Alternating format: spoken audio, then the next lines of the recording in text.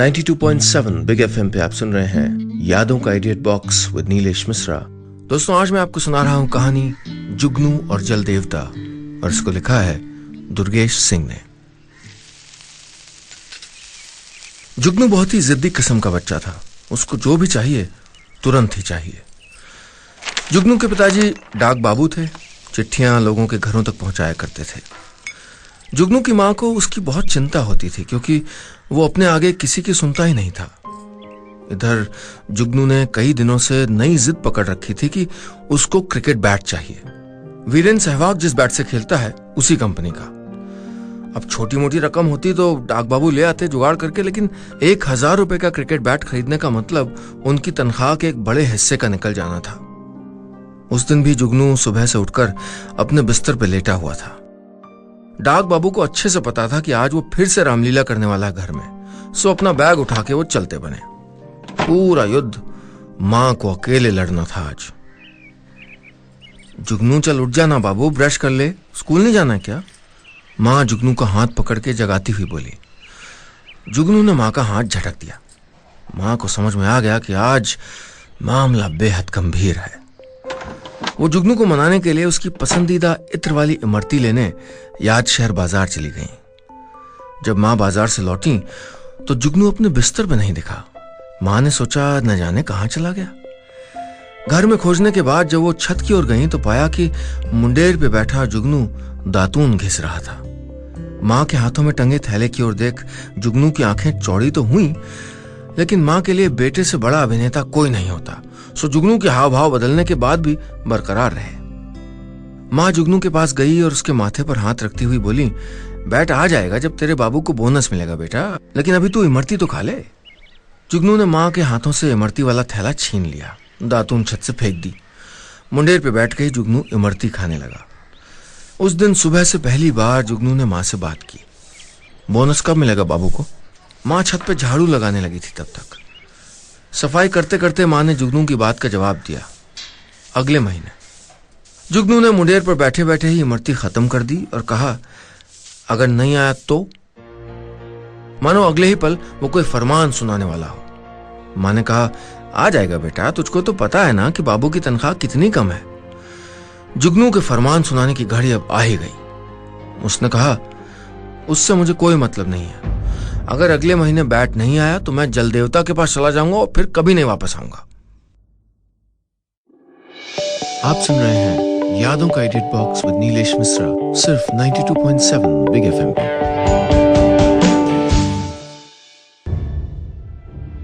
पूरे याद शहर में जल देवता का खौफ था।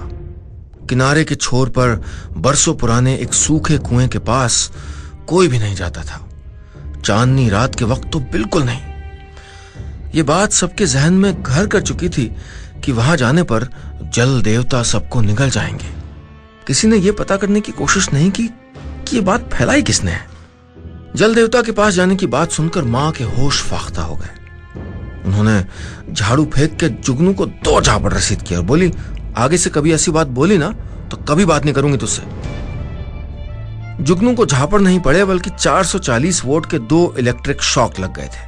वो पिनपिनाता हुआ मुंडेर पे चढ़ गया और बोला, अगर अगले महीने तक बैट नहीं आया तो मैं जल देवता के पास चला जाऊंगा।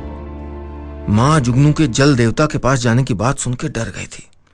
डाक बाबू शाम को घर लौटे तो मां ने उनको पूरी राम कहानी बताई।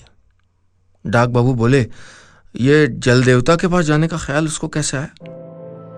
मां ने कहा, अरे दोस्तों ने बताया होगा उसको, एक से एक बढ़ के शरारती हैं। डाक बाबू ने अनमने तरीके से मां को फिर जवाब दिया। बोले, 20वीं सदी में क्या तुम भी जल देवता वल देवता को मानती हो? सब कहते ही है ना, किसी ने आज तक देखा थोड़ी है उनको। जुगनू की मां बोली, तो लोग याद शहर में उस कुएं का पानी क्यों नहीं पीते? अरे पीना तो छोड़ो, शाम ढलते ही कोई उस तरफ जाता क्यों नहीं है? और तो और चांदनी रात में कुएं का पानी क्यों सूख जाता है?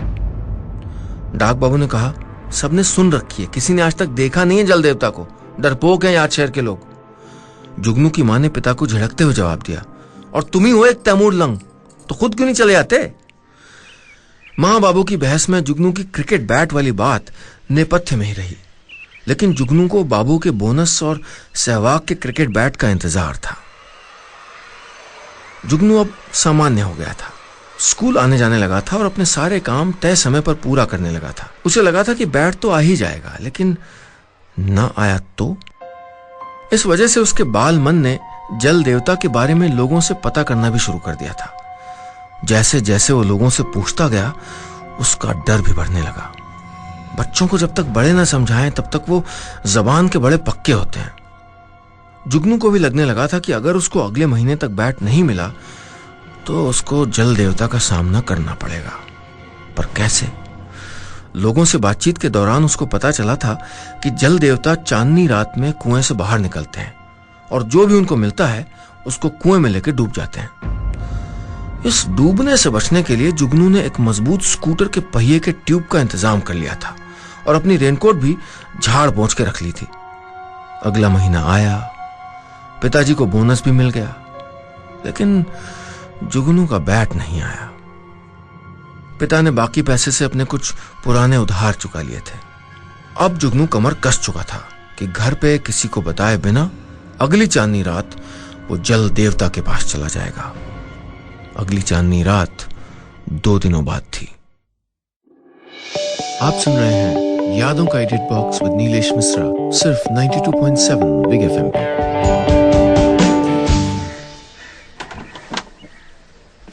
दो दिनों बाद जुगनू ने अपना घर सुबह ही छोड़ दिया। वो स्कूल की पोशाक में निकला, लेकिन उसने तय कर लिया था कि शाम होते ही जल देवता के पास चला जाएगा। उसके मन में जल देवता को लेकर डर बढ़ता जा रहा था, लेकिन बैट न मिलने से लगी उसके मन की ठेस को कोई और चारा भी नहीं दिख रहा था। स्कूल से छूटकर जुगनू अपना बैग लिए उस जगह पहुंचा जहां उसने रेनकोट और स्कूटर के पहिए का ट्यूब छिपा रखा था। जैसे जैसे जुगनू कुएं के नजदीक पहुंच रहा था, वैसे वैसे उसके दिल की धड़कन बढ़ती जा रही थी। उसको माँ बाबू का ख्याल भी आ रहा था, लेकिन क्रिकेट बैट न मिल पाने की खीज और 12 साल के बचपने की समझ के आगे सब बेकार था। सूरज ढलने से थोड़ा पहले जुगनू कुएं तक पहुंच गया। पसीने की कई लड़ियां उसके शरीर के अलग अलग हिस्सों से बह रही थीं। कुएं के चबूतरे पर जुगनू ने अपना पूरा साजो सामान रख दिया और जल देवता के इंतजार में बैठ गया। सूरज ढलने लगा तो जुगनू की जिद थोड़ा कमजोर पड़ने लगी। उसने अब तय किया कि जैसे ही अब चबूतरे की सीढ़ियों तक चांदनी पहुंच जाएगी, वो कुएं से अपने घर की ओर निकल जाएगा। तब तक मां परेशान तो होगी, लेकिन बात ज्यादा आगे नहीं बढ़ेगी। दिन भर का भूखा प्यासा जुगनू जैसे ही कुएं के चबूतरे पर खंबे से टिक के बैठा, वैसे ही एक पूर्वा हवा का झोंका आया। पसीने से गीले हो चुके बालों पर हवा की थपकी जुगनू को मां के हाथों जैसी लगी और उसको नींद आ गई। सपने के अंदर सपना और न जाने कितने सपने। जुगनू की नींद एक खटक से खुली। शायद कुएं से ही कुछ आवाज आई थी। जुगनू ने आवाज से पहले सीढ़ियों की ओर देखा कि चांदनी कहां तक पहुंची है। चांदनी कुएं के चबूतरे से उतरने में 3 सीढ़ियां बाकी थी बस। जुगनू अपना सामान समेटकर कुएं से उतरने को तैयार था कि एक आवाज आई, रुको। जुगनू के शरीर का खून नसों में जम गया। उसने आवाज वाली ओर ध्यान नहीं दिया, फिर से आगे बढ़ने लगा, लेकिन फिर से वही आवाज आई, रुको बेटा। जुगनू को लगा कि जल देवता तो सबको निगल जाते हैं, तो फिर उसे ये बेटा क्यों कह रहे हैं। वो भागने वाला था कि रुक गया। चबूतरे की बाईं तरफ से एक लड़खड़ाती हुई परछाई जुगनू के सामने आके खड़ी हो गई। आप सुन रहे हैं यादों का edit box with Nilesh Mishra, सिर्फ 92.7 बिग एफएम पे।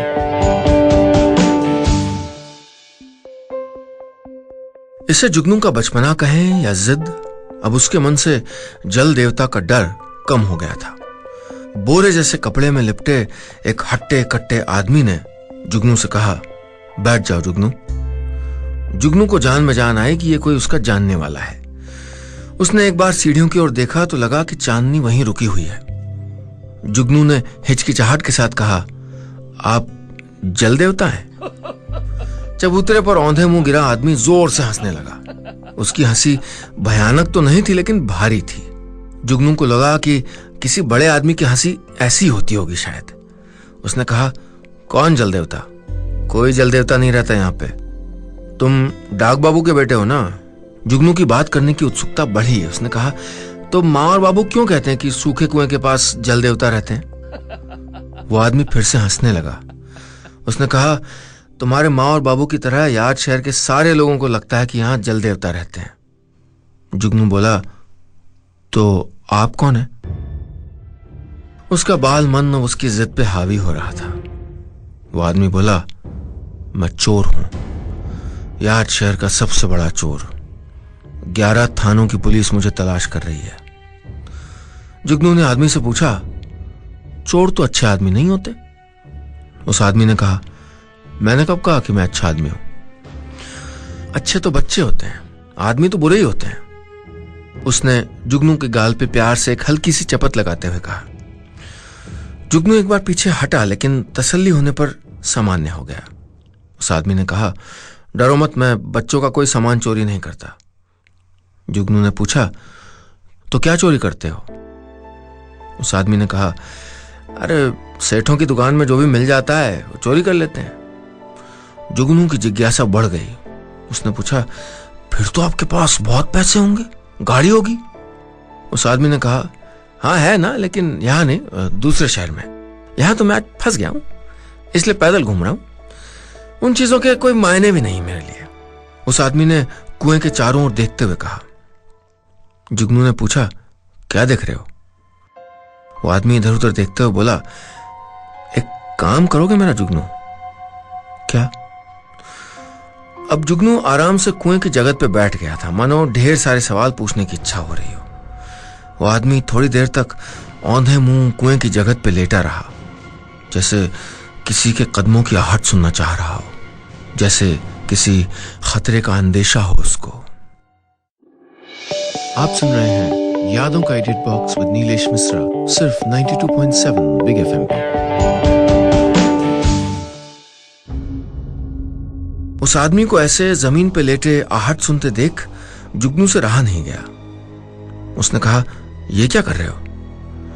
वो आदमी बोला, देख रहा हूं कि ये किसके कदमों की आहट आ रही है। जुगनू भी आदमी की तरह चबूतरे पे औंधे मुंह लेट गया। बोला, किसी की भी तो आवाज नहीं आ रही है। ऊपर से मेरे कान जरूर गर्म हो गए। दिन भर चबूतरा धूप में तपे होने की वजह से अभी तक गर्म था। वो आदमी बुदबुदाया, नहीं, कोई नहीं, दूसरी ओर चले गए लगता है। ये पुलिस वाले भी जल देवता से डरते हैं। उस आदमी ने जुगनू को पुचकार के कहा, एक काम करोगे जुगनू, कुछ खाने को लाओगे? और बड़ी प्यास लगी है। एक लोटा पानी भी ले आना, पता नहीं कब यहां से निकल पाऊंगा। लो, थोड़े पैसे ले लो।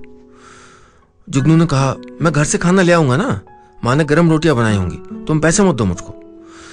उस आदमी ने जुगनू की जेब में पैसे ठूसते हुए कहा, अरे रख ले यार, कल विजयदशमी का मेला देख लेना। जुगनू खुश हो गया, बोला, कल मेला है क्या? वो आदमी बोला, हाँ, इस इलाके का सबसे बड़ा मेला, उसी वजह से तो हम आए यहाँ पे। जुगनू ने कहा, मतलब? आदमी बोला, तू कुछ खाने को लिया, फिर बताता हूं। माँ के हाथ की रोटियां न जाने कितने दिन बाद खाऊंगा आज। अपना ताम झाम समेटे जुगनू भागते हुए अपने घर लौट रहा था। उसे जल्दी से जल्दी आदमी तक खाना पहुंचाना था, और साथ में यह डर भी था कि अगर जल देवता आदमी को निगल गए तो वो खाना कैसे खाएगा। इधर आदमी ने अपनी घड़ी में वक्त देखा और मोबाइल से एक नंबर डायल करके बात करनी शुरू की। देखो, पुलिस का इंतजाम बहुत कड़ा है, अभी जस्ट एक पिकेट पार्टी कुएं के बगल से होके गई है, तुम लोग तब तक कल मेले में ही भीड़ बन के मिलना। आदमी ने फोन रखा और कुएं की जगत से सिर टिकाकर न जाने क्या सोचने लगा। हाफते हाफते जुगनू जब घर पहुंचा तो बाबू और माँ को परेशान देखा। माँ उस पर चिल्लाई, कहाँ रह गया था तू? स्कूल से घर तक आने में इतनी देरी क्यों? जुगनू को माँ पे कोफ्त हुई कि देखो, बोनस भी मिल गया, फिर भी मेरे बैट के बारे में किसी को कोई ख्याल नहीं है। बाबू भी उसको घूरते रहे। उसने माँ से कहा, मंदिर के कीर्तन में जाना है, मेरे सारे दोस्त वहीं हैं। माँ ने जुगनू की थाली में रोटी सब्जी निकाल दी और बैठक में बाबू की खाट के पास चली गई। जुगनू ने मुंह का एक और गटका और रोटी सब्जी एक पेपर में लपेट के चलने को तैयार हो गया। तभी उसको ख्याल आया कि उस आदमी को बहुत प्यास भी लगी थी, सो उसने गुड़ की एक भेली और खाली लोटा भी अपने साथ रख लिया। चार दीवारी आसानी से फांदने की चाह में जुगनू ने लोटे में पानी नहीं भरा। दीवार फांद के वो अपने स्कूल वाले नल तक पहुंचा। लोटे में पानी भर के वो तेज कदमों से जल देवता वाले कुएं की ओर जाने लगा। आदमी की बातों से जलदेवता का डर जुगनू के दिमाग से चला गया था। उसने सोचा, इस बार आदमी से कहेगा, जलदेवता तो तुम्हारे डर से नहीं आए, पर तुम किसके डर से ऐसे घूम रहे हो? मैं भी डरते डरते यहाँ आया था और उसकी वजह मेरे पिताजी का बोनस है। ऐसे न जाने कितने सवाल जवाब जुगनू के दिमाग में कौंध रहे थे। कभी वो एक हाथ से रोटी सब्जी संभालता तो कभी लोटे का पानी। जैसे तैसे कुएं की ओर पहुंचा। कुएं से चांदनी पूरी तरह गायब थी। वो आदमी भी कुएं पे जुगनू को कहीं नहीं दिखा। जुगनू ने खाना और पानी चबूतरे पे रखा और जिधर से आदमी कुएं पे आया था उधर की ओर उसको खोजने चला गया। आदमी वहां भी नहीं था। थक के जुगनू कुएं पे बैठ गया। उसने सोचा कि अगर वो फिर से सो जाए तो शायद आदमी आ जाएगा, वही जैसे पिछली बार आया था। उसने आंखें बंद की और धमा की आवाज आई। जुगनू जाग गया। उसे लगा कि कहीं जलदेवता तो नहीं आ रहे हैं। उसने आंखें और तेजी से बंद कर ली और सोचा कि शायद वो आदमी आने वाला हो। यकायक जुगनू के चेहरे पर टॉर्च जली। आप सुन रहे हैं यादों का edit box with Nilesh Mishra, सिर्फ 92.7 बिग एफएम पे।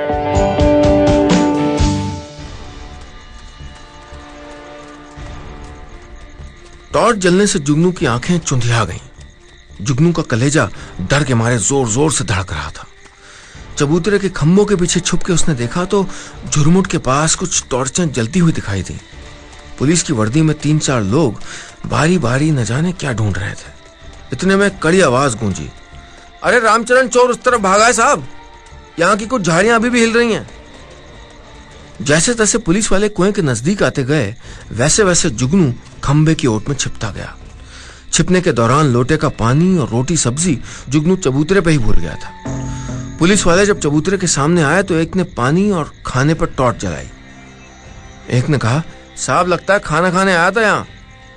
पुलिस वाले साथ में लोटे का पानी और खाना भी लिए चले गए। जुगनू धीरे से खंबे की ओट से बाहर निकला और चबूतरे पे बड़ी देर बैठा रहा। दूर मंदिर में निर्गुण कीर्तन का एक दोहा पढ़ा जा रहा था। उसका मतलब था, घर के चूल्हे को भरम है कि वो पालता है हमें, प्यार तो माँ की हथेली से बनी रोटियों में होता है। वो सोचने लगा कि वो आदमी न जाने कहां चला गया और ये रामचरण चोर कौन है। जुगनू के कदम मंदिर के बजाय अब घर की ओर लौट रहे थे। उसके मन से जल देवता, क्रिकेट बैट और माँ बाबू की नाराजगी का भूत सब उतर गया था। उसके दिमाग में एक बात अभी भी कौंध रही थी कि जब आदमी को भूख लगी थी तो वो खाना खाने कहां चला गया था। मां कहती है कि परोसा हुआ खाना छोड़ने से अन्न नहीं मिलता। आदमी को भी वो यही बात कहेगा। और ये मेले में क्या करना चाहता था वो। अगली सुबह जुगनू को मां ने उठाया तो वो फिर से छत की मुंडेर पर जाके दातून करने लगा। छत पर पिता सुबह का ताजा अखबार छोड़कर नहाने चले गए थे। जुगनू ने अखबार को उत्सुकतावश जैसे ही उठाया वैसे ही मां बोली, पहला पन्ना रख देना, तेरे बाबू आके पढ़ेंगे। जुगनू के मन में फिर सवाल उठा कि मां पहला पन्ना क्यों हमेशा रखने को कहती हैं। उसने जैसे ही जिद में पहला पन्ना उठाया तो रामचरण चोर की एक हंसती हुई तस्वीर दिखाई दी। उसके हाथों में हथकड़ी थी लेकिन वो फिर भी हंस रहा था। खबर थी कि इनामी चोर मेले में आभूषण की दुकान में सेंध लगाने की योजना में था। जुगनू चिल्लाया, मां मैं इससे कल रात मिला था। मां की आवाज नहीं आई। वो शायद नीचे चौके में रोटियां बेलने में मशगूल हो गई थी। ऊपर से दिन भर कंपनी का रेडियो भी चल रहा था। जुगनू फिर चिल्लाया, मां मैंने इसको कल देखा था। नीचे से रेडियो की आवाज आई, हाँ तो बहनों हम आज सीखेंगे कि बैगन का भरता कैसे बनाएं। जुगनू ने खींचकर आम के पेड़ पर निशाना लगाने के लिए जेब से एक पत्थर निकाला तो कागज का एक टुकड़ा भी साथ में निकला। उसने देखा 500 रुपए का एक नोट था। रात में आदमी ने यही तो उसकी जेब में डाला था। जुगनू मुस्कुराया। उसका सहवाग वाला बैट आने वाला था। नीचे से पिता की आवाज आई, अरे सुनती हो, कल रात वो रामचरण चोर पकड़ा गया। मेले में बड़े लाल सेठ की सोने की दुकान लूटने की फिराक में था। जुगनू ने पैसे अपनी जेब में छुपा लिए। बस इतनी सी थी कहानी।